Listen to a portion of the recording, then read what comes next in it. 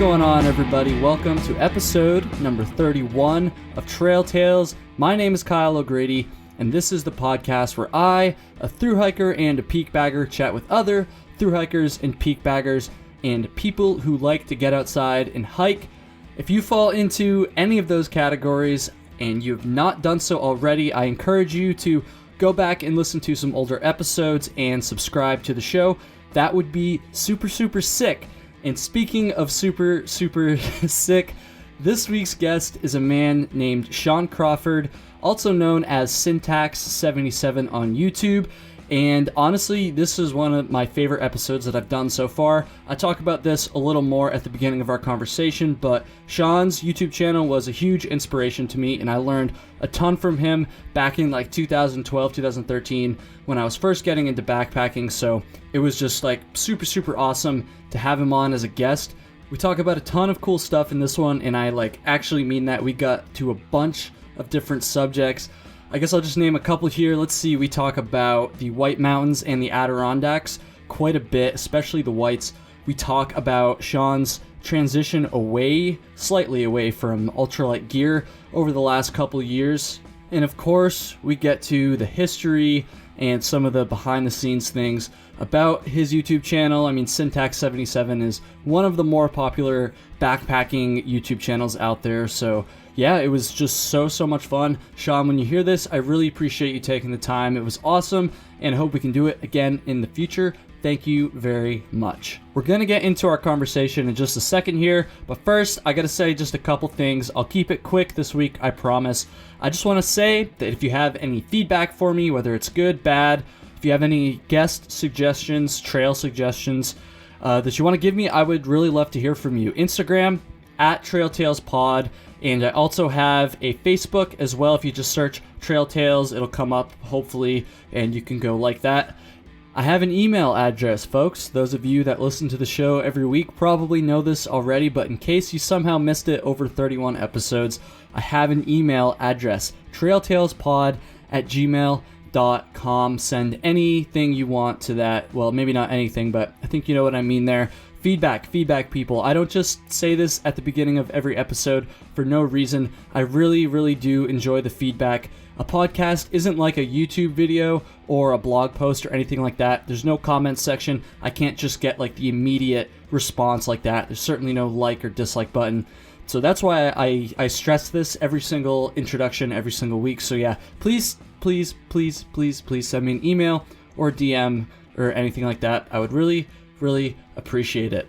The last thing I want to say is that if you enjoyed this episode, please share it with a friend, please share it with a loved one, please share it with another hiking nerd like you and I. I would really appreciate that. Alright, let's do it, people. Let's get into the conversation. SINTAX77, Shawn Crawford, is on the show. I had so much fun with this one, and yeah, let's jump right into it.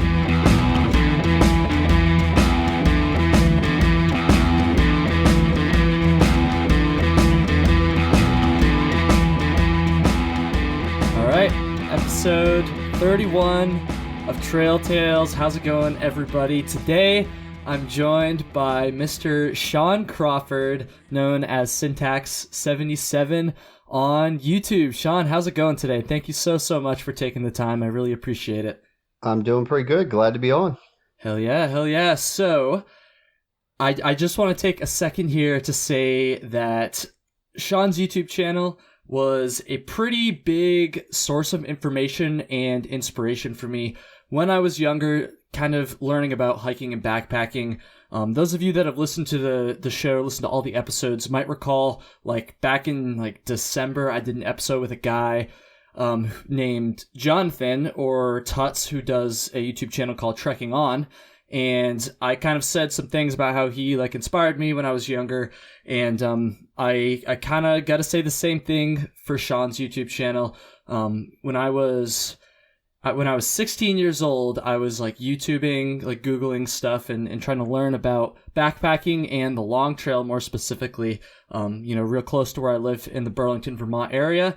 And SINTAX77 videos kind of popped up, and and I got into that. And Shawn, yeah, dude, I learned a bunch about gear and all that stuff from you. So, I'm pretty stoked. Like, I'm always stoked for these episodes, but especially for this one, I just think it's super cool. With that said, we have a bunch of different topics and questions. Hopefully we'll get to it all. If we don't, then that's fine too, because that means we'll be doing a lot of talking. Obviously, this is a freaking podcast. But yeah, I I kind of want to start, Shawn, at the beginning, or even maybe before the beginning. So my first question for you is, had you ever done any sort of like filmmaking, not even related to hiking, I'm assuming, before you started SINTAX77? Yeah, yes and no. I opened a YouTube account in 2007, which I think is right when Google took them over. It was like the beginning. Okay. Um, but it was purely just to watch videos. I just made an account. Um, and then I would say it was like 4 years. Maybe I put a couple videos up of like my friends and I doing fireworks or something stupid. And it was probably like 4 years later before I ever really started uploading. And actually, to backtrack a little bit, did you say that you had Tuts on your podcast channel? Yes, I did. That was, oh boy, that was like episode 9. So back in like early December. Yeah. Okay, so I have to go back and listen to that because ironically, there's a few influences for me. And if it's the same guy, I think it was Tuts 999. Yep. That's him. Yeah. Yep. So I watched him and Nuttin' Fancy, which is more of a survival gun channel, but he kind of inspired me to do the whole thing, Oh, interesting. which is kind of crazy, yeah. Um, but yeah, I was just playing around, and my friend and I, we made just videos. We would go to a range and shoot guns and stuff, and just make little clips of us shooting. It was no anticipation of having a channel or anything. It was back then. It was just like a lottery or a video game. It was like, Right. oh, somebody might watch this. Um, so I did that for a couple years, and then it was 2011 that I actually made a backpacking video. Okay, interesting. So you didn't really have any sort of like I mean, obviously you had uploaded a couple videos, but no experience like actually making like an hour-long film or doing all the editing and all that stuff, yeah? No, not at all. I mean, uh, I guess prior to that, for years I was into like music and music production, not professionally, but just as a hobby. Okay. So editing platforms and whatnot, I was used to. And then in 2011, when I did do a video, I just downloaded like a trial version of Premiere Pro. It was like a 30-day trial and just Okay. kind of started learning on the bat. Interesting. And how long into uploading, say, these like hiking videos more specifically, did you realize that there might actually kind of be something here? Because I mean, like you said, 2011 was when you put out that White Mountains video, right? That was like the first like backpacking one. That's pretty much what the first one that got traction. No, it was weird. So um, basically, my friend, it was back in 2011. My wife and I, and a friend of ours, Mike, who's been in plenty of videos since. But at the time, we said we're going to do a vacation together with the two couples. And I don't know, we'll figure out something to do. So I forget if it was business or whatnot, or maybe I went to the cabin with my dad. I don't know what it was, but I went away and I came back and I was like, so what's up with this vacation? What are we going to do? And Sarah, my wife, was like, oh, well, we're going backpacking. And I was like, backpacking? Like, to be honest, like my dad is a hunter. He's hunted his whole life, or at least as long as I can remember. So I'm not like super adverse to the outdoors, but I'd never gone backpacking. I had no idea anything about it. So I was a little put off. So I was like, okay, fine. So we'll go to the White Mountains and we'll do this backpacking trip. Um, Ended up going up there and doing it. And for whatever reason, I think it was July that he was like, we're going to go to like car camping or something like Okay. that. We'll just practice. And for whatever reason, since I was already playing around with YouTube, I said I'll just film it. So I filmed that, and it's terrible video, but it's like us pretending to backpack at a fucking campground. Yeah, it's terrible. And then when we went to New Hampshire, I had a little flip camera, 720p, super old school. And I just filmed the whole thing, and I probably edited it when I got home in like one night or two. Oh And wow.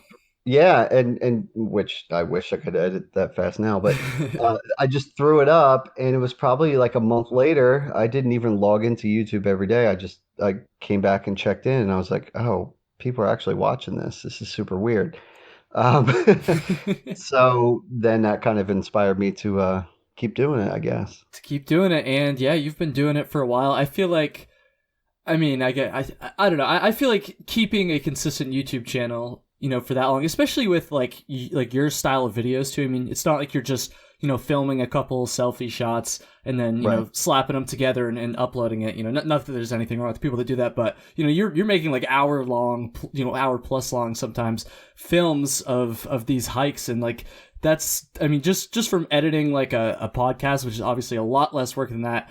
I could tell you that I just can't even imagine like how much goes into it. So, I guess, yeah, like why have you continued like doing it for so long? I guess, I mean, obviously you enjoy it, but like I said, it's a lot of work. I don't know. What do you think about that? No, yeah, it is a ton of work. I just really enjoy editing. I love making short films. Um, I would say I love being outdoors and backpacking.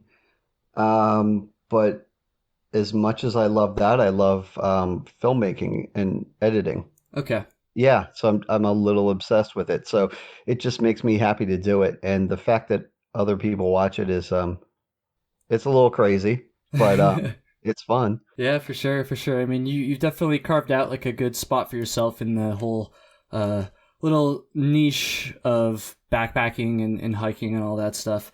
Um, one other question that I kind of wanted to ask you about this, like the whole filmmaking thing, is in the history as well. Mhm. What did kind of your friends and family think of it, like when you were first starting out? Like, when did they kind of catch on as well and realize that like this is more than just like Shawn making these like goofy videos for for a couple people to watch and that kind of thing? You know, that's what's kind of funny. It's like I never set out to make a successful YouTube channel, which I'm sure that like I would say if I fast forwarded to today and made an account, I'm sure like anybody else it would be like, all right, how do I get 1,000 subscribers or whatever? Hmm. But back then I was just having fun, and my main goal was just I want to make movies to share with my friends, and it was super easy to put it on the internet because they could just log in and Yeah. see it too. I don't think that like for instance, that first video in the White Mountains, like they didn't think twice about it. It was just like, okay, you're going to film this, and then you put it on this YouTube thing, and I don't know, I can watch it, and like I don't think there's any connection that other people would even watch it. Um, as far as like that was my friends. As far as my family goes, like my dad actually has been making videos himself the entire time I have, so Oh, he's okay, yeah. yeah, he's not exactly surprised by it. We're kind of on the same page. Yeah. Nice, nice, nice. And I know Mike's got like a little bit of a channel going as well, huh? I've stumbled across that a couple times. Yeah, he goes back and forth. So he has like the Trail Killer channel for backpacking, and then he tried doing an offshoot for a little bit, and now he tells me he's done with that. So I don't know, but he's got a bunch of kids and a full career, so a lot going on. Oh Yeah. yeah, for sure, for sure. Trail Killer is like the best YouTube name for like a hiking channel too. Like I love that. I think that's so funny. Um, I guess kind of related to this, Mhm. straying a little bit, but one of the questions that I wanted to ask you, I mean, most of these questions are just like things that I just like thought of that I wanted to ask you, kind of like as a viewer, as a fan, as someone who's been following your channel for a while. And yeah, so this question is, have you ever gone on a hike, or are you planning on going on a hike in the future where you don't bring all the camera gear and you don't commit to making, one of these crazy films? I would I would love to do that, but I don't think I ever will. Really? Yeah, which is weird. I mean, like I tell people, it's kind of a good and a bad thing, I guess. I often tell people every single backpacking trip I've ever done, because I started, like I said before, with that car camping trip, getting ready for that backpacking trip. Right. everything I've ever done has actually been made into a short film. So you can see you can see my whole history of somebody grappling with how to do this Yeah, yeah. um, throughout, I guess, 7 years now or whatever it's been. On the flip side, a lot of my viewers would I almost am hesitant to tell them that because they'll probably realize that they backpack a lot more than me. But all my trips have been filmed. I think it would be awesome to do one. The closest I ever came was I did a trip in the Shenandoahs in Virginia. We did a canoe camping trip, and I made a video of it with some friends of mine.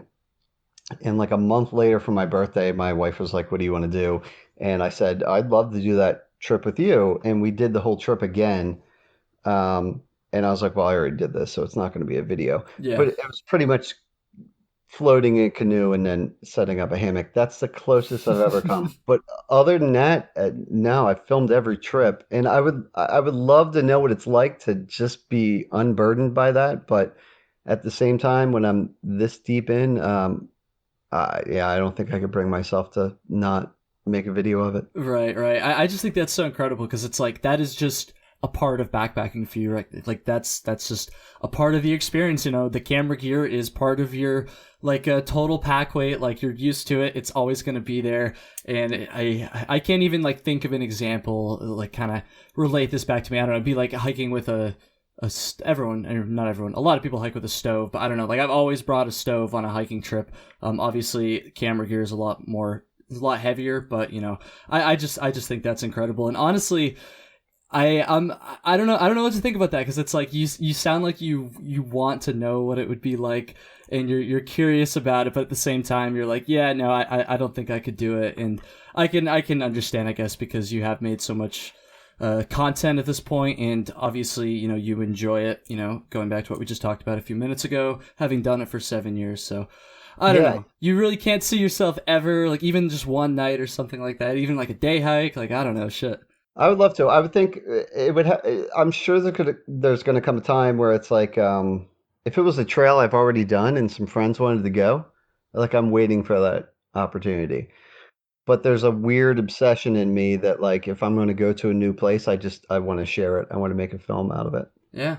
Okay. Well, yeah. I mean, it's part of the experience for you, so that definitely makes sense. And there's literally thousands of people that enjoy it as well. So you got that. You got that going for you. So another question, like a fan question, like I gotta ask. Hmm. A lot of the times in your videos, you'll say something like right at the beginning. You'll be like, okay, you know, right now it's like Friday or even like Saturday or morning or something like that, and I just drove like 7 hours to get to a trailhead, and I'm doing like a 2 night or sometimes just like an overnight trip, and then like that's a big part of it too. Like you'll say like I literally slept in the car last night. I got Right. like a couple hours of sleep, so I gotta ask. Like I'm 23, like I'm you know I'm younger than you are. Like in Yeah. theory, I should have like a lot of energy and stuff, but like there's absolutely no way in hell I could ever do that. I could not, you know, drive late into the night, crash for a couple hours, and drink a monster and go hike like, you know, 15 miles or whatever it is. So how the hell do you find the energy to do that like consistently? Like that just blows my mind, honestly. I don't know. You say you're younger, which is true, but you know, you work a desk job long enough and you'll look for an excuse to get away from it. So, I mean, like those early videos, yeah, I would literally clock out of work. I was lucky enough to have a job that I could leave at like 4:30. Yep. Um, I would have all my backpacking gear in the car. I would change in the bathroom into my hiking gear for the next day. Try to slip out without being seen because that would freak people out because they don't know what to look out like without business casual on. Right. Get in the car, yeah, drive 9 hours. So by like 1 or 2 a.m. at the latest, I would be in New Hampshire. Um, I don't know. I was just excited, I guess, you know, like I get hooked up, but a lot of people do chime in sometimes on the videos. Like recently I went up to Vermont. It's actually near you, I believe, the Stark's Nest trip I did. Yeah, yeah, just a little bit south of me. Yeah, it was only for one night. And I was like, my wife was out of town on business or something. So me and the dog, I'm like, I'm not going to sit here and watch television. So I just went up there. It wasn't from work, but I just went up. but yeah, people are like, "Oh God, I'm concerned. What's going on in your life?" I've been through a divorce too. Like, people Jesus get a little Christ. freaked out. It's not like I'm having a mental break, but I don't know. I just love. For me, it's like the hiking is half of it, and I like to drive To and do road drive. trips. Okay. Yeah, I do. Okay. So I understand most people being like, "That's ridiculous," but I mean, I don't know. I can put a podcast like this on in the car, and you listen to two or three of those, and you're there. And you're there, yeah, that's true. Yeah. Yeah, I just I'm jealous, honestly. Like I wish maybe it's just because like I'm the kind of person that just like needs a lot of sleep. Like I got like 6.5 hours last night, and I was literally like taking a nap on my keyboard right before we started this conversation. So I'm just jealous. Like I wish I could like make that work because I feel like that would open up like a lot more opportunities. But thankfully, I live in an area where I really don't have to drive more than like 2.5 hours, like max, to get to like the Whites or really any part of the Adirondacks. So I'm No, yeah. I mean, I was going to say, like, if I was in your boat, if I was living in Vermont, I probably wouldn't bother doing that. yeah. But I mean, so you live in the Philadelphia area, correct? Yeah, I'm just south of it by like 20 minutes, Okay. over the line in Delaware. So I've often said it on the channel. It's like I'm in an area where there's no hiking Yeah, around. I was gonna say there's nothing there. Yeah. There's none within, I'd say, 3 hours is the radius. The only good thing is if you're willing to be crazy like me and drive 8 to 9 hours, you can go north or south and you have a huge variety Yeah, yeah. of stuff. So I can go to the Smokies in the same amount of time I can go to the Whites. Yeah, which is that's exactly where I was going with that question there. It's like if you are willing to do that drive, yeah, I mean, you can pretty much go anywhere. Maybe Florida would be a little bit too far at that point, but like pretty much Right. anywhere on the East Coast, is within like the same amount of time. I don't know, you're a little bit closer to like the I mean, not that the AT in like Pennsylvania and New Jersey is like super great, but you're a little bit closer to like that area, I guess. So, you know, Yeah, I can hit the Pennsylvania AT, like Port Clinton kind of area in yeah. like 3 hours. Oh, Um, it's still that far. Okay. See, I don't really, I've never like been to that Philadelphia, Delaware area before, so I don't know. I thought it was a little bit closer. So I guess if you're gonna maybe if you're drive, like in Philly, yeah. yeah, I guess if you're gonna drive like 3 hours to just like hike the AT in Pennsylvania, you might as well just like go all the way to the fucking Whites or something. I don't That's know. what always happens. And I've done plenty of videos like that, but it's like every trip video starts with me telling my wife, like, I'm gonna plan something. And she was like, all right, we'll try to pick something close. And it's like, all right, 3.5 hours, Pennsylvania AT. And then I'm just like, well, I'm going through all this. Let's just drive New Hampshire. Yeah, you might as well. So, okay, man. I've got like so much in front of me here, like I don't even know. Like I'm just jumping around here. Let's talk about like solo versus group backpacking. So this was a question that was actually submitted to me on Instagram. So whoever Hmm. you are, I'm sorry I don't remember who it was. Thank you for this one because this is definitely a good question. So in a lot of your videos, you're hiking by yourself. And in a lot of your videos, you're also hiking with other people, often like Sarah or Mike, and then, there's other people every now and then. So you've got quite a bit of experience doing, the solo thing and the partner thing. So I don't know, let's just kind of talk about that a little bit. I don't want to make you choose like which one you like better, I guess, but what would be like some of the, I guess it would depend on who you're hiking with too. What would you say like some of the pros and cons for each of those are? That's a good question. I mean, I like both, but I probably like both equally. Hmm. Um, for anybody who's done it themselves, I mean, it's very different. Solo hiking is, at least for me, like very kind of meditative. You're obviously you're by yourself. You got long swaths of time just in quiet woods, hopefully. So I really enjoy that a lot. But at the same time, it's awesome to hang out with your friends Yeah. Oh yeah. in similar conditions. Um, so I like both. I'm kind of torn.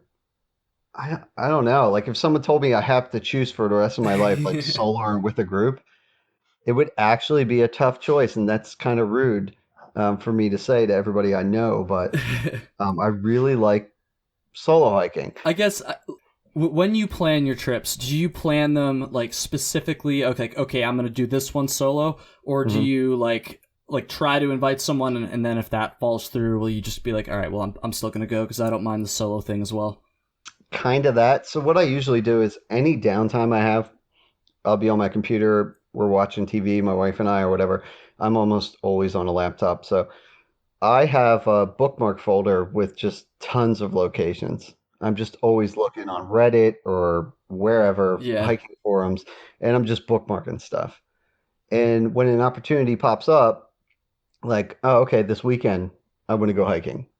So I'll go, depending on the weather, which is a whole nother thing. I have a whole folder of weather reports for the whole country. So, I'll pull up 13 weather reports, see where to go. And then it'll be like, all right, I want to go to this place. I'll throw it out there every time for sure. Okay. But much like my very first solo hike, which was my second backpacking trip, like I wanted people to go, but like schedule wise, they just couldn't make it. So it's Yeah. like, Oh yeah. if you can't make it, then I'm going by myself. And I enjoy that too. But I always try to throw it out there because odds are most of the time people don't end up being able to go. Right. Right.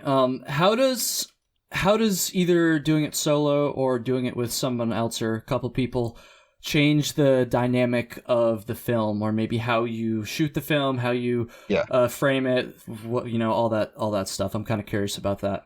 Yeah, so the group hikes are a lot of fun for me because I have somebody to talk to, I have people to play off of, I have other subjects to film besides my own ugly mug. Um, but I have found actually the solo videos are actually the more successful ones. Really? Yes, and the most comments I get from people that want one or the other, and I get them all. There's people who say I want more Sarah videos or I want more group videos with Mike and Danielle. But usually, for the most part, they want the solo videos. And I think it just comes down to a chemistry issue with the video. Um, Really? yeah, because what a lot of people have told me on the comments is, at least it resonates with me, is, oh, this was awesome. I've never even hiked before, but I felt like we hiked together and Okay. Okay. you got confused at a trail intersection and we figured it out together, this, that, and the other. So with a group video, I end up filming the other people, obviously. Yeah. With a solo video, it's just me and the camera is the viewer. So I feel like there's more of a immersive connection with the solo videos, Yeah. Okay. and they seem to do better. Yeah. Interesting. Yeah, I did not even think about that, but that definitely makes a little more sense now that you've said it. Just a second ago, you said, especially people that haven't hiked before. So this just popped into my head kind of off the cuff here, but like, is a percentage of your audience like non-hikers? Like, is honestly, Yeah. I know, just, I mean, I don't know like a ton of data about my audience here, but I'm pretty sure that most of them are like through hikers and experienced hikers like myself. So I don't. Do Yeah. you have a lot of a lot of listeners, a lot of viewers that are maybe not as into it as you and I are? Yeah. Well, I get a lot of people that there are a certain percentage that don't hike at all, um, but they enjoy watching it. Okay. I think a large bulk is beginner hikers, because I explain a lot of stuff in detail, which probably to somebody who's already hiked or starts hiking, it gets a little old. Um, so there's a lot of big beginner hikers, but I actually get a lot of comments from people who can't hike anymore Oh, okay. and will tell me that, I had an injury or this, that, and the other, or hey, I'm 70 years old. I Yeah. used to hike, and I'm kind of vicariously hiking through you. So yeah, there's a pretty wide mix of people. A lot of them do not actually actively hike. Interesting. Interesting. Okay. I really wish I could find out some more information like that on my audience, which obviously isn't even close to the same size as yours, but the still enough that like I'm curious about it. I don't know. Let me know, people, if you're listening to this. Because like I said, I feel like most people listening are like pretty experienced hikers, but I'd like to know. So yeah, let me know, people. You know where to contact me. You heard all that stuff at the beginning. Let's talk a little bit about. Oh man, see, I can't even decide here. Let's talk about the whites and the Okay. Adirondacks. Let's do this part. We talked about this yesterday a little bit. So, Yeah. some of my listeners will know that I feel like there's this weird disconnect between the Adirondacks and the White Mountains. I've literally said that line on a handful of episodes before, and it's kind of, I feel like it's kind of true. And whenever I get someone on that's hiked in both places pretty extensively, I kind of like to bring this up and talk about it. So with that said, I don't know, does that make sense? First of all, like I say a disconnect between the two places. Do you kind of know what I mean by that, or would you disagree? I don't know. No, I 100% know what you're saying because if you look at a map, I don't even know, but they're very close. They are. I mean, I can literally, if you go up to anywhere in like the northern Green Mountains, like pretty much right where I live here, you can, like on Mount Mansfield, for instance, Hyatt's Peak in Vermont, you can literally on a clear day see Mount Marcy over in the Adirondacks, and you can also see Mount Washington, within the same, eye shot, I guess. So Yeah, so if you talk to people on that peak with you and said, "Do you go to the Whites or the Adirondacks?" What'd they say? I feel like I feel like they would say the Whites. Actually, I don't know. Burlington is a weird place though because the Adirondacks are physically closer. If you were say on like more southern Vermont, like maybe like down near like the Stratton area, central Vermont, maybe. I feel like it would be the Whites because New England is a little bit more connected, but I don't know. Yeah, see, I don't know honestly. Vermont's kind of a weird spot. I feel like if you went somewhere maybe a little bit more south of that, like certainly like Massachusetts. I mean, obviously, Western Mass, say like over the AT is. I feel like down there it would definitely be the Whites, even though the Adirondacks are probably about the same distance, maybe even closer to Western Mass. But I don't know. I would say they're underrated or underappreciated, and I've done 3 videos there, and I've probably done 12 videos in the Whites. Yeah. But that's not because the Whites are better. I love the Whites. I don't know what it is, but I never, I never think of them as much.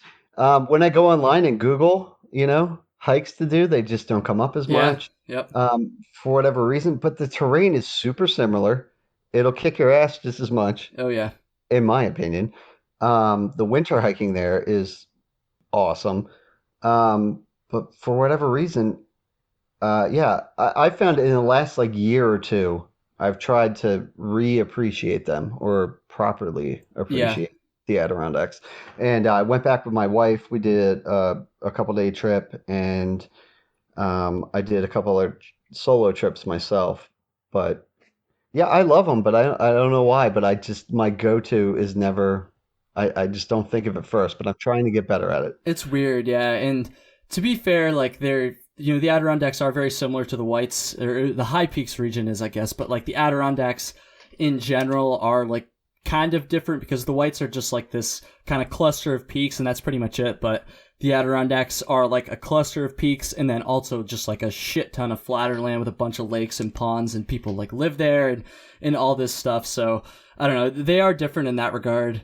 I guess the whole like DEC thing is a little bit different too, because for those of you that don't know, the New York State Department of Environmental Conservation does most of the trails and kind of oversees all that stuff. And I don't know, I feel like it's just like the culture is a little bit different. So I think that might have something to do with it.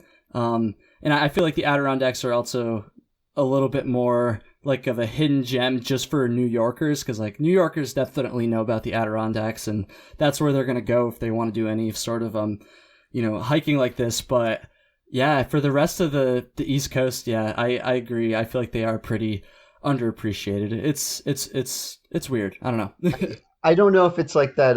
There's the section of above tree line on the presidentials, that like it's almost like you're on the surface of the moon. Yep.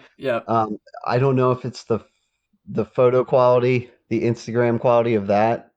You know what I mean? I didn't even think about that, but I feel like that the presidentials are definitely like a more famous place than any spot in the But it's only a Adirondacks. couple miles. You know what I mean? Like Yeah. there's a lot of potential out there. Yeah, I don't know. It's interesting. You guys, let's see. I'm trying to think. You and Sarah did the Dix Range in one of your videos, right? Yeah, we did. Yep. So that I'm actually heading there tomorrow evening after work. Oh, So awesome. I've done this. So there's 5 peaks there in the Adirondacks, in the Dix Range of the Adirondacks. That is. Mhm. There's Dix, Huff. They changed the name of a couple of these. When I did 3 of them, it was like Grace and like East Grace and then Macomb. Yeah. I think I got those. But anyways, there's 5 peaks, and I had done 3 of them like 4 or 5 years ago. It was like my freshman year of college. And then we were going to try to do all 5 and weather happened. So we ended up bailing a little bit early. But anyways, I'm going back to do Dix and Huff, like the main 2, I guess, this weekend. So I don't know. Do you have any sort of advice or stories from that trip? Anything noteworthy that happened? Yeah, I mean, speaking of comparisons to the whites, there was some gnarly stuff in that area. We actually took our dog and we had to, Oh, we had geez. like, oh yeah, we had to airlift them up a couple like really steep sections. Damn. Like, yeah, it was pretty intense, but the views are amazing. Um, we were we didn't park at the Adirondack Lodge, LOJ, but we were like kind of near it on the other side, I think, So something like was it that. Elk Lake? My map is like just out of reach. I wish I could go That grab it. sounds Or familiar. a Heart Lake, maybe Heart Lake. Is that what it is? I've been, like I said, I was over there one time, but I can't quite remember what it is. Yeah, I should know because I made a whole blog post on it. No, it was just like a dirt service road that we parked on, and we went in, but it was beautiful. But the trails were they were pretty severe. Yeah, that's kind of what it looks like on the map, and that's what I've heard. Elk Lake is what I was thinking of there. Elk Lake Road, I think. So I would imagine if it's wet, it's probably a whole nother ball game. yeah, I've had a lot of I've had a lot of hikes in the Adirondacks that are pretty nasty like that. I mean, I'm sure you know it's such a like wet place, so That changes everything. yeah, for sure. For sure. Yeah, I'm stoked for that. I really haven't done any hiking yet, or I did one hike, but So you're doing like a loop? no. So we're gonna. Honestly, I'm not sure exactly what my plans are yet because my buddy I'm going with is still figuring out his work schedule. He's driving up from Virginia, so that's Okay. that's kind of gonna change things potentially. But I think we're just gonna car camp Okay. tomorrow night and then just do it as a day hike, just a long day hike, and then just Nice. car camp again. And I might, if he can't make it up on Saturday, which was the original plan, then we might do it Sunday, and I might go tag another peak, tabletop, on Saturday while I'm waiting for him. I'm not really sure, honestly. I'll find out tomorrow morning, but Yeah, it should be no. fun. Hoping for good weather. Okay, let's see. Let's talk about winter hiking. So again, people that have listened to the show have probably, it was a couple episodes ago, I said that I don't really do the winter hiking thing. Honestly, like I really don't. Like in Vermont here, skiing is super popular, and I like Right. to ski. Like I feel like I'm pretty decent at it, and like it's just, I don't know, like that's just like a whole nother thing I like to do. So usually if I'm going to be in the mountains during the winter, it's, while I'm skiing. That being said, I've done like a couple hikes. Like I've done like Mansfield and Camel's Hump, a couple 4,000 footers around here in the winter. I did Phelps Mountain in the Adirondacks during the winter, and I've done a couple other like various day hikes. Certainly no overnighting though. So I don't know. I kind of want to hear about this. So like I've lived in Vermont my whole life. Like I'm pretty used to the cold, but I don't know. There's just something about like camping outside when it's like really fucking cold. It's like, I don't know. That just doesn't sound appealing to me. I don't know. Yeah, just talk about that. You got to get out there. You got to do it. It's terrible. Really. No, it is. Um, how do I describe this?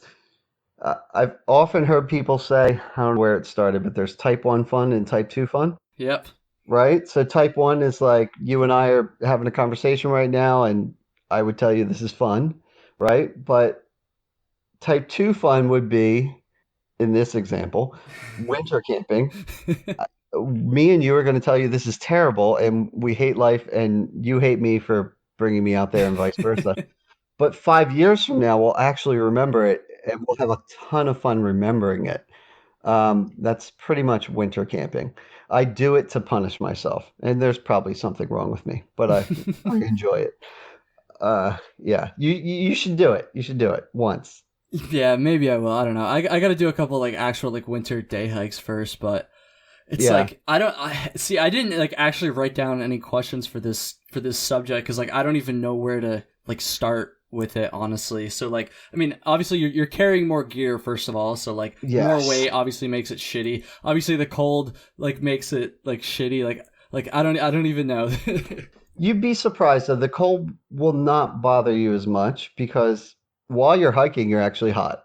I mean, I've been in New Hampshire when it's, I mean, the lowest I did in New Hampshire was -25, but that was at night. So during the day, it was probably, let's just call it sub-zero. Hmm. But even then, I mean, you're hauling 30 plus pounds of gear on your back. You're not going to be cold. And not if you're moving, at least. Hmm. Um, So it's really less of an issue than you think, the cold issue. When you first get out of the car, it sucks, Yeah. and you want to turn around. Um, but once you get going and you're hiking, you warm up, you're fine. You'd be surprised. You might strip down to a t-shirt, but just a hard shell on. Hmm. Um, and then once you get in the woods, I mean, at that point, if you're doing it right, or I should say, doing it the only way I know how, I mean, you've been hiking at least a few miles. So you're warmed up, you're in the zone, and you're in survival mode. Um, Pretty much. I mean, Yeah. it's not a vacation, but it is fun. And then when you're there, it's just like, all right, so what's the goal? We're going to put the tent up, the hammock up, whatever it is, or we're going to try to make a fire. Like you're just goal oriented. I've been on trips where I've been like, holy shit, this is cold. But I've actually been more disgruntled on summer trips where you wake up in the whites and it's like 40 degrees and you're like, Okay. why? You know what I mean? Interesting. Yeah. Yeah. Yeah. I guess too you're well, in theory anyways, you're not going to be as like wet. So even though the temperature Yes. is colder, being soaking wet from the rain when it's like in the 40s or even low 50s is like pretty damn miserable. I feel like that's like Oh, that's got to it's be the terrible. area where like hypothermia is like sets in the easiest. So I don't Yeah, know. because you're less prepared. Yeah, Yeah, absolutely. and you're just like soaking wet too. I But guess. Oh no, sorry. Go ahead. no, I was just gonna say I love the winter camping. But I go back and forth. Like right now it's spring, so like I've actually been trying to picture like, all right, so like in 6 months it's winter camping time. I'm like, I can't even picture myself doing that. It sounds terrible.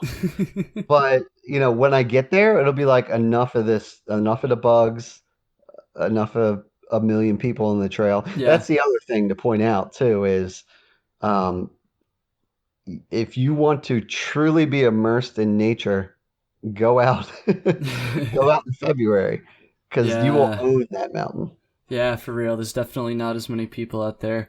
No. I guess one thing I've kind of uh, realized from watching your winter videos in particular, it seems like there's more of an emphasis on like the whole like camping aspect because Yeah. like you just kind of talked about it a second ago. You have to like commit a lot more time and energy to having a good camp, so like you're like safe and you're not gonna freeze to death and all that Yep. stuff, I guess. So because obviously in the summertime it depends on your style, but like a lot of people will literally just hike all day and then at the end of the day they'll just find some place and throw their stuff up and Right. just fall asleep pretty much. But in winter it seems like you have to, okay, let's see, I'm just trying to think what I've seen in the videos. So you have to like melt snow for water. There's one thing you Yes. have to like pad out the snow for your tent and all that stuff. Get Uh-huh. everything set up just like you would in the summertime. Obviously, that's a thing you have to do then too.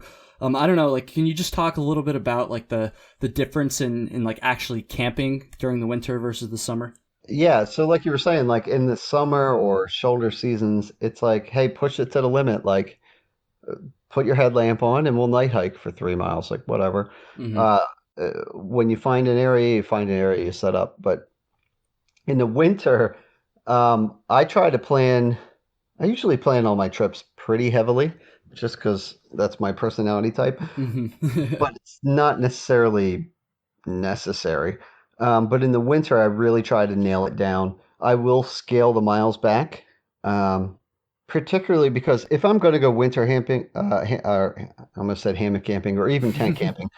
Um, Sometimes I go down south, but for the most part, if I'm going to do something, I want to go all in. So I'll go up to Adirondacks or White Mountains.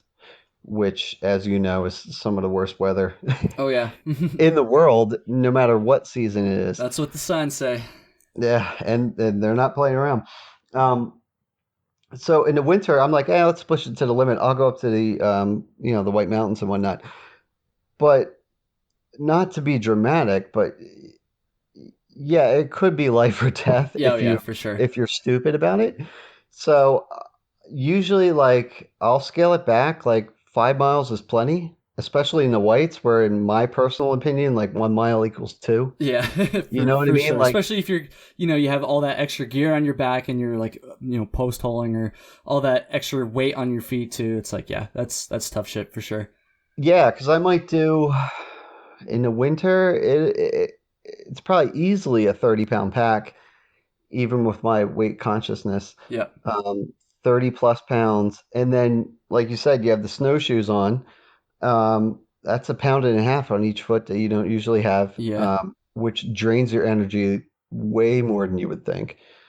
Um, so yeah, I try to keep the miles down, and a lot of times in the winter, I won't go for loop hikes. I'll do out and backs, okay, just because there's more contingency for turning around and yeah, back. You yeah. know what I mean? Oh, that's so true. I didn't even think of that. Yeah.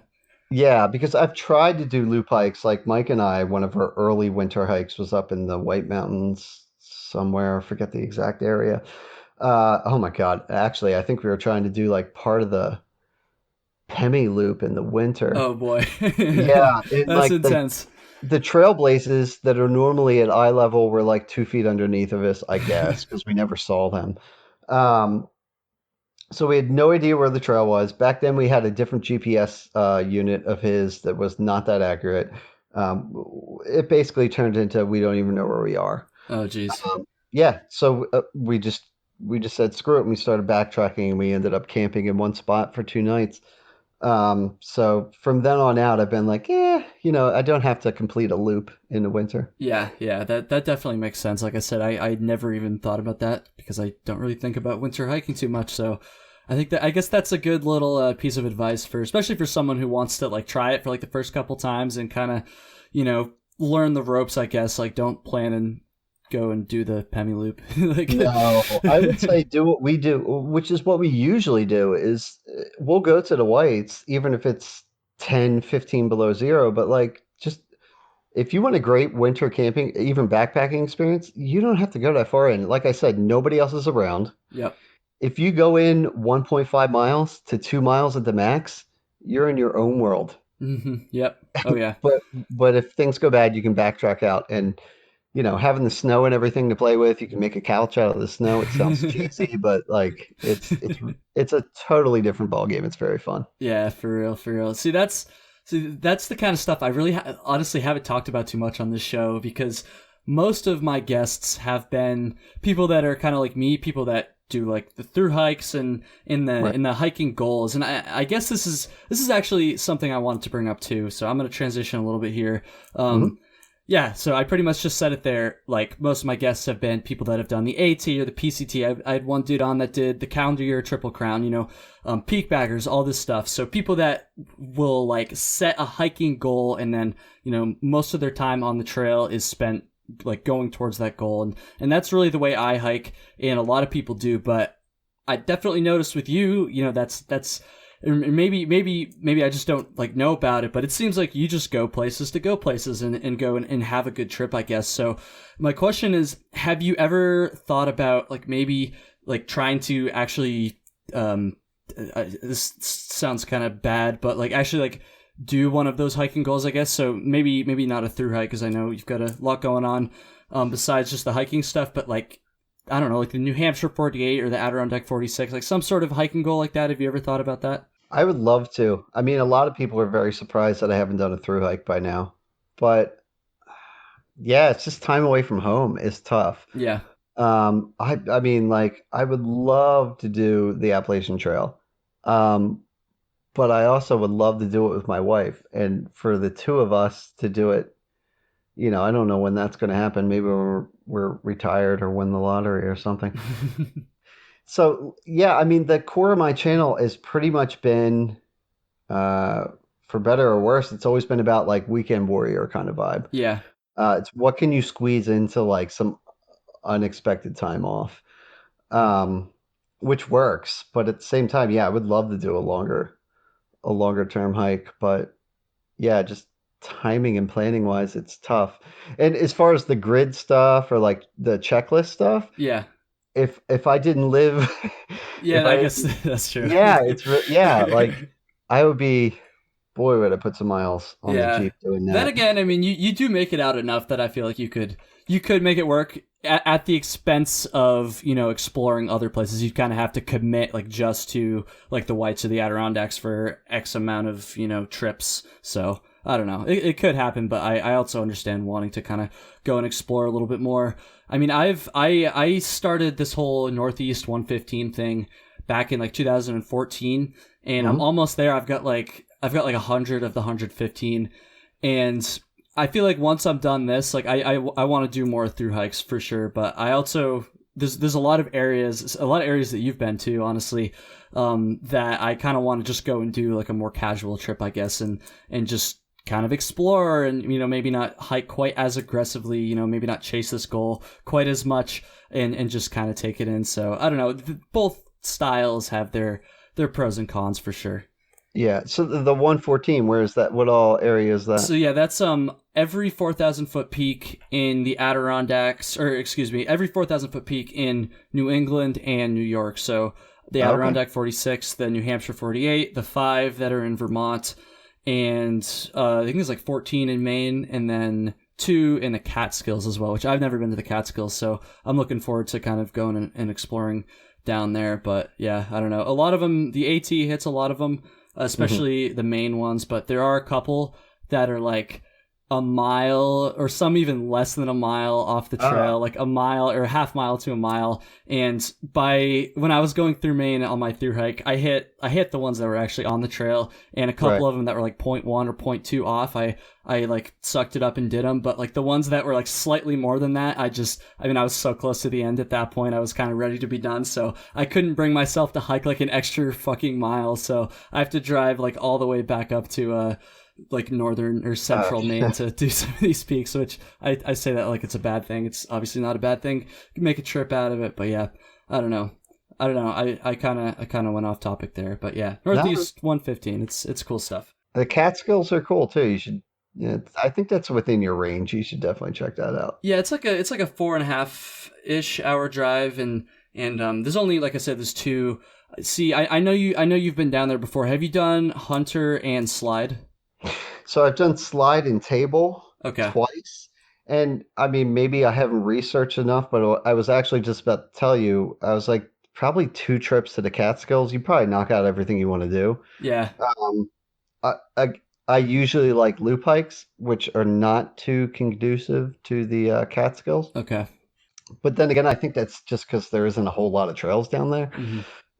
I could be wrong. There's probably Catskills people that are screaming at their phones right now, but it's a really cool area. But you can pretty much knock out what you want to do in 1 or 2 trips. But the slide and table area is very cool. Awesome. Yeah, that's kind of what it looked like. Honestly, I was gonna try to do both peaks. They're not like they're not far from each other, but they're not No, like you can't hike them in the same. Like, I mean, maybe some crazy person I think probably I could, base but camped it and just did it that way. yeah, that's kind of how I'm planning on doing it. Just like knock them out in a weekend, and I think I'm gonna bring one of my buddies who doesn't hike too much, and kind of get him outside a little bit too, because they don't seem like too bad. But I don't know. I'm looking forward to it. No offense to the Catskills, but I mean, compared to the Whites, like it's super chill. Yeah, for sure. Yeah. For sure. Okay, so let's talk just a little bit about gear. So my listeners know that I really don't talk about gear that much on the show because I'm kind of burnt out on the gear talk, and I honestly don't think it's that important as well. However, another just fan Kyle question here, a thing that I noticed about your channel kind of over the years Hmm. is that there was a time where you got pretty into the ultralight gear thing, and you Yeah. made a lot of videos on that. You were kind of pushing yourself to get the weight down, the base weight down, and then it kind of seems like I don't want to put a time frame on it because I'm not exactly sure, but say over the last like I don't know, like a year or two, Hmm. more recently, I'll say that. It seems like you've kind of transitioned a little bit away from that. Obviously you're not carrying like 5 camp chairs with you and like cast iron skillets and all this stuff, but it seems like you've taken a step back from that. So can you just talk about that a little bit? Because I feel like most people are just always trying to push it lighter. Like even myself, I'm always Right. trying to push it lighter. So I just thought that was kind of interesting. Yeah, no, for sure. So I first started the channel, like I said, like 2011, 2012.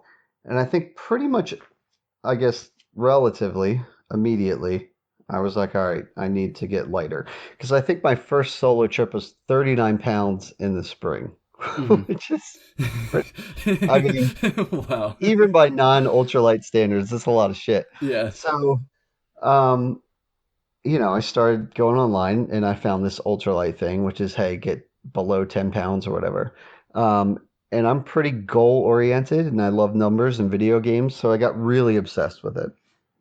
And the videos reflect that. So I got really into that and I got my weight down pretty far, into the sub 10-pound range, or at least around 10 pounds. But yeah, within definitely the last 2 years, if not 3 years, um, I've just found myself adding a little bit more into the mix, or not worrying as much about it. Um, and I think that's because I think this happens to a lot of people. It starts as, oh, I want to be more comfortable on the trail. Yep. And then you get into it and you get obsessed with the numbers and you're going on these forums and everybody's posting their gear lists and it becomes like a competition or whatever. But at a certain point, it was like, well, if for this trip I want to bring a stool because it's going to be fun at camp, I should just bring the fucking school, like, Yeah.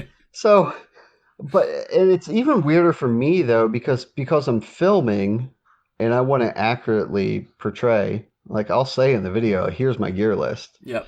So I found myself getting pushed even further into it because it's like, well, I have to be under 10 pounds for real. I'm not going to lie. So, I got a little obsessed with it. But lately it's been like, hey, you know what? If I want to bring some other stuff, fine. But I think it's a good process to go through Yeah. because if you can get yourself down to like 9 pounds base and you can pull off a couple trips doing it, video game style, that's pretty fun. But on top of that, that just means that now you know you can do it. And the next trip, when your friend is like, hey, let's bring a stool and a 6-pack of beer, no big deal. You know what I mean? You just add it. So, Yeah. yeah. So that's kind of where I'm at with that, is that I'm capable of going very light, but I'm also capable of throwing some extra stuff in the pack and actually having fun. Yeah, for sure, for sure. Do you ever see a scenario where you might kind of go back and try to, you know, bring the weight down a little bit more, or maybe just pack quote ultralight for a specific trip or anything like that? The weird thing is, so like the trip I just did, I think I'm going to post a video tonight. But so the video before that, which was like a month ago, I took out the Amak Jamar, which is a hammock from Norway. It's like the RV of hammocks. It's Yeah. yeah, it's like 3 pounds, but it's I amazingly did I did comfortable. watch a little bit of that one. Yeah. It looks like super comfortable for sure. Oh, it's amazing if you're in the right terrain. But so the next trip, I was like, all right, I'll switch it up.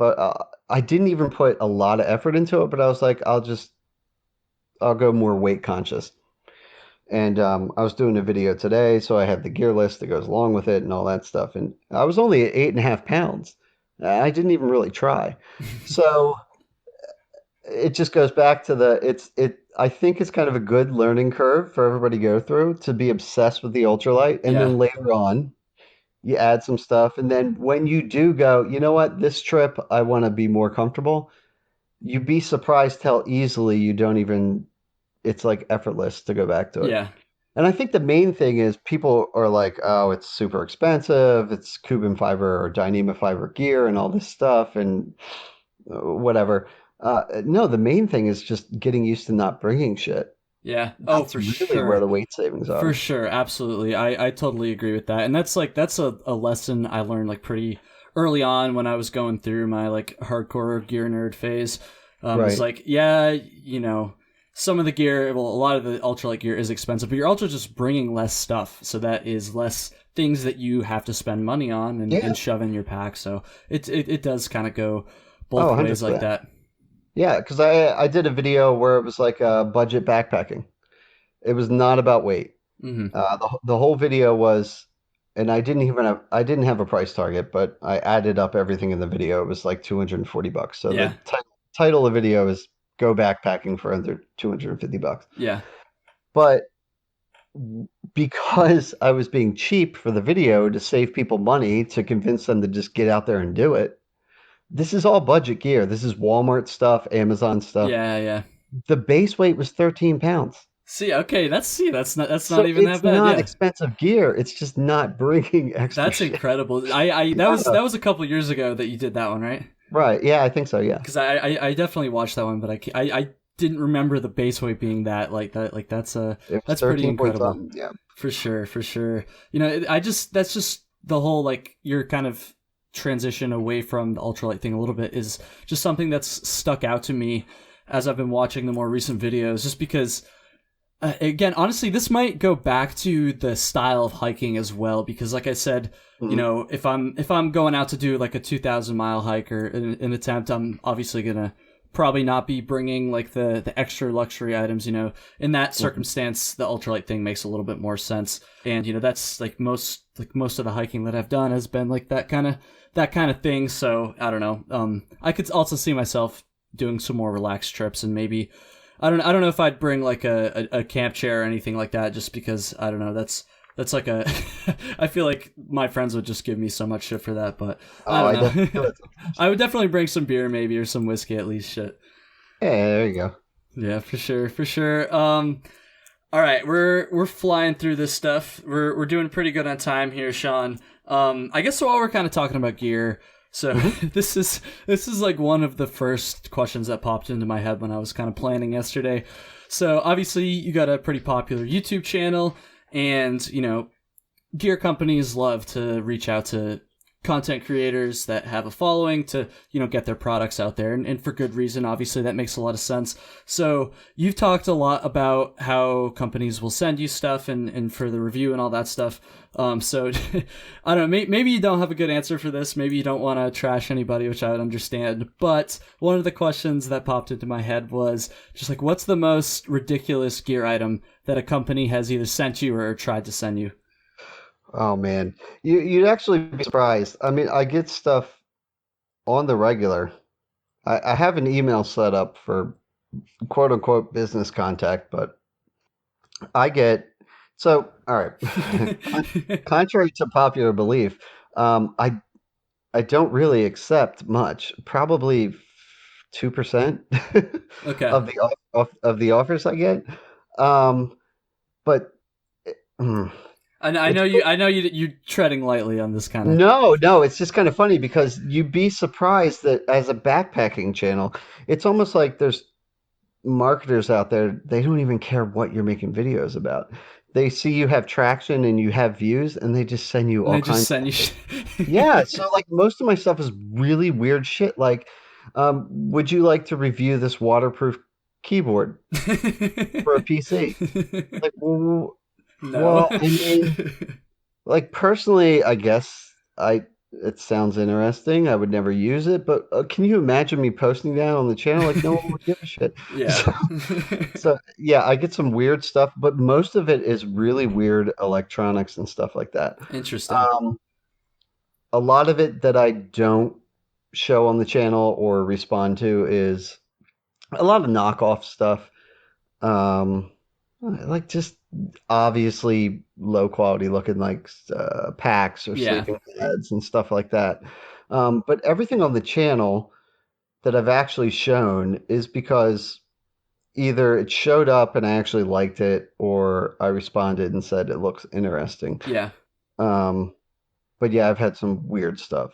I can imagine for sure.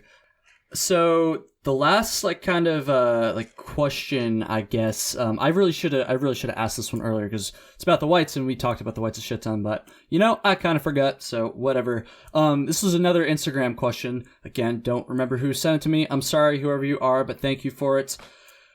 What is, say, the hardest mountain or trail that you've done in the Whites? Oh, in the Whites. And I know it's hard to narrow that down because there's a shit It ton of is. really hard stuff in the Whites for sure. And I'm jaded. I would say the Whites in general are some of the hardest hiking in the country. Um, hmm. But I would say I'm gonna pick for a shorter area. I'm gonna pick Sphinx Trail, which is an approach to Washington. It's kind of might be in between Jefferson and Washington. Sphinx. Okay. I don't think I've done that one. I'm on Google Maps, which probably isn't going to be very helpful for for trails, but they have some Yeah, stuff. that's a cool one. I can tell you more details on that. And then as far as a general area, like more popular trail, I'd say the Wildcats maybe, Yes, yes, I would agree with just that because they fucking 100%. grind you down. Oh my god, yeah, like that was I literally quit a hike one time after going down the Wildcats. Yeah. I was just out for like a couple of days with a friend. This was like 4 or 5 years ago, and we were just trying to bag as many 4,000 footers as we could, and I went down. So I guess it would be the AT or Wildcat Trail there, south. So I went Hmm. down like from the ski resort, and holy shit, that kicked my ass. That was ridiculous. And then I came to find out on my AT through hike last year that I believe that section. So yeah, the same spot I was just talking about there. Shortly after you get past the notch, I believe that's the steepest part of the entire Appalachian Trail, like that incline there. And I would totally believe it. That trail is tough as fuck for sure. That makes sense. Yeah. So you went down it, so you were going like away from Imp. Yeah, yeah, yeah, correct. Yeah. Yeah. Oh, okay. Yeah. I only did it. Yeah, I think I only did it once, but it was at night. I did the whole thing at night. Oh no, really? Oh jeez, Yeah, yeah. yeah. That's It was even worse. my Cat loop. Uh, so I made this loop up that was like, what is it? Route 16, I think that Yeah, divides there, right? yeah, by Pinkham Notch, yeah. Yeah. So I had the presidentials on one side and Wildcats Carters on the other side. So it was like 15,000 feet of elevation gain in like 2.5 days. To anybody on the West This Coast, is it's a literally exactly what I was trying to do on this hike that I bailed. That's so really, funny. yeah. Pretty Oh, it's much. brutal. It was very demoralizing because you go up that steep face to get up, Yep. and mind you, I had been hiking all day, so it was like 4 p.m. In August that I got to whatever that visitor center is right there. Yeah, yeah, the notch. Yeah, so all of a sudden there's people around, and I get to buy a candy bar and a soda, and there's civilization, and then I'm like, all right, shake that off. You got to keep hiking. And yeah, so then night falls, and I'm going up that thing. And well, as you know, it's what is it, Wildcat A, B, C, D, whatever, the whole alphabet. It's just Yeah. up, down, up, Oh, down, it's up, down. ridiculous. Yeah. Yeah. So that's pretty brutal, morality wise or moral wise. Yeah. Oh yeah. But that Sphinx Trail is I've done that twice, and it's just because nobody uses it, and it's pretty steep, and there's a lot of water runoff. See, It's pretty sick. I'm trying to figure out, let's see, where that trail is. It's I think it's SPH. Yeah. What trailhead does it leave from? You know what? I've never gone from the trailhead. So the one Oh, time, okay. the first time I used it was I was going across. I came off Jefferson. I was going for Washington, and the weather was just like it was like someone hit a light switch. It went terrible. Was this So summer or winter? it was August, I think. Oh, okay, okay. So I was like, I need to get out of here. So I just took that thing. And it descends quick, like probably I'm just guessing 1,500 feet in a mile or something. Oh wow. And but it gets you out of there, it gets you off tree line, and then I just camped there, hunkered down. Next morning I went back up and continued to hike. And then a couple years later I purposely went there with a friend the same way. But yeah, that's a cool one. It's in the Gulf Wilderness. Oh, okay, okay. I should have brought my map. Well, I have it, but I should have had it out. Have you done the Castle or Kings Ravine Trail? I think it's called. It's another kind of off the side of Mount Jefferson. Yeah, Might so Well, no, but yes, I know what you're talking about. I've been up at the mouth of it many times. Yeah, that Um, trail, I did that like the the wind. first. I honestly, I can't even remember the exact name of it. It was either King's Ravine or Castle Ravine. I feel like those are There, two different trails, but it was one. King Ravine is arguably the most aggressive uphill in the That White. that would make sense because like this was my first time ever hiking in the Whites, mind you, and I went down it too with a You went pack down it? All right, well, I'll tell you which now. was You might stupid. know this, but they say never go down it. Yeah, well, I learned that the hard way for sure. Thankfully, I was like 18 Damn. and I was just so excited to be in the Whites that I Yeah. didn't even So it's a care. lot of But like butt scooting or what? oh my god, you like can't even butt scoot because you would I can't just like imagine. roll like. I Oh my haven't brought god. myself to go up it yet, so. Oh man, I gotta find out what the actual trail is now. I'll figure it out later. That's gonna bug me. But yeah, that one's supposed to be pretty brutal. It's like kind of it runs into the airline trail and Madison Hut and all that stuff. Yeah, or yeah, fuck, I can't even remember now. I know it kind of looped back down towards the what's it called, Appalachia Trailhead Yep. there. Mm-hmm. It might have been Castle Ravine. I don't know. And We don't need subways to. nearby, and yeah. Yeah, I don't know. Anyways, so I think we're gonna start to wrap this up a little bit, Sean. Alrighty. So I should have told you something that I did not tell you before this. So Trail Tales, like a staple of Trail Tales, is at the end. I always ask my guests to share a story from any of their hikes, like whatever their like go-to story. Say you're sitting around a campfire and someone asks you, or you're at a bar or something like that, and whatever that like go-to story would be, right? And I usually warn my guests before so that they can like decide or whatever and have one ready. And I completely forgot with you, and I just realized this, so my bad. But if you need to take a second to think about it, that's fine too. But yeah, when you're ready, just any crazy story, whatever your go-to would be. As far as like a crazy hiking Yeah, story, yeah. well, I'll tell you what. I'm going to avoid going to my standard go-tos. Yeah, if there's one that you maybe haven't like filmed Yeah, too, I know you film like pretty much everything, so maybe that won't work. But I don't know. Yeah, yeah. Whatever you think. no, for sure. Yeah, because I've definitely shown on the channel over the years, and I think maybe I've only done like two other podcasts, but I've talked about some of the obvious stuff, which would be like Mike forgetting his shoes in Yep. Linville Gorge, the water bottle incident on the Sub-Zero hike gone wrong. I won't go there. I'm actually going to rewind real far Okay. to the the first solo hike I did.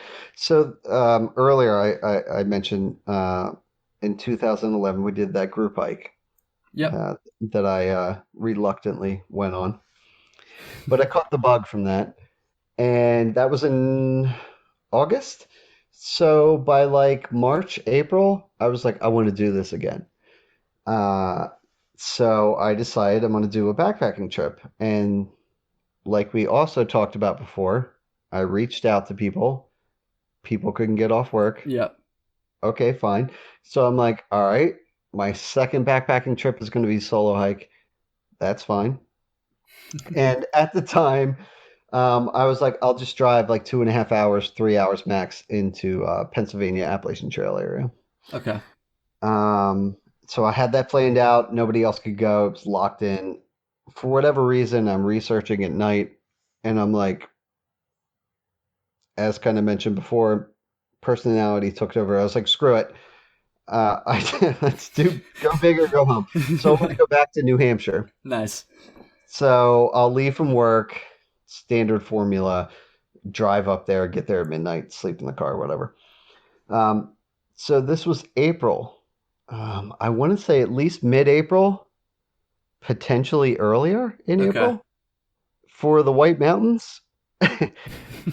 For people familiar, and especially you probably know that that's still kind of potentially winter. Oh yeah, for sure, for sure. I mean, over the years, I've learned it can go either way.